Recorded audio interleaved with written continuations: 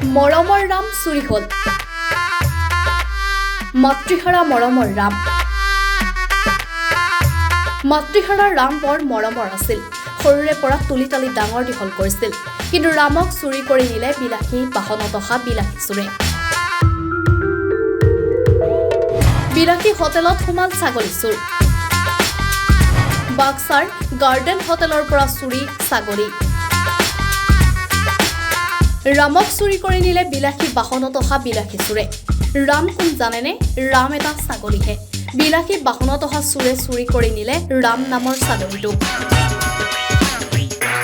বাক্সাৰ দাউধাৰাৰ গাৰ্ডেন হোটেলৰ স্বত্বাধিকাৰী লিনি দৈমাৰীৰ বৰ মৰমৰ আছিল ৰাম নামৰ ছাগলীজনী কিন্তু হোটেলৰ পৰা চুৰি কৰি লৈ যায় ছাগলীটোক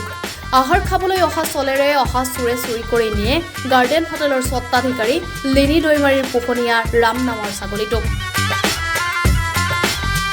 ছাগলী চুৰিৰ সমগ্ৰ দৃশ্য বন্দী হয় গাৰ্ডেন হোটেলৰ চিচিটিভি কেমেৰাত বিলাসী বাহনত 3 গৰাকী চোৰে ছাগলীটোক চুৰি কৰি নিয়াৰ দৃশ্য বন্দী হৈছে কেমেৰাত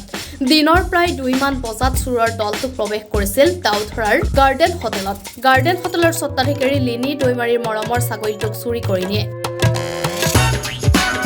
লিনি দৈমাৰীৰ ছাগলীটো চুৰি হোৱাত বৰ দুখ পাইছে ছাগলীটোক উদ্ধাৰ কৰি দিবলৈ আহ্বান জনাইছে লিনি দৈমাৰীয়ে বাক্সাৰ পৰা গুলাবনাথৰ ৰিপৰ্ট কাৰেণ্ট ফ্ৰেণ্ড আছাম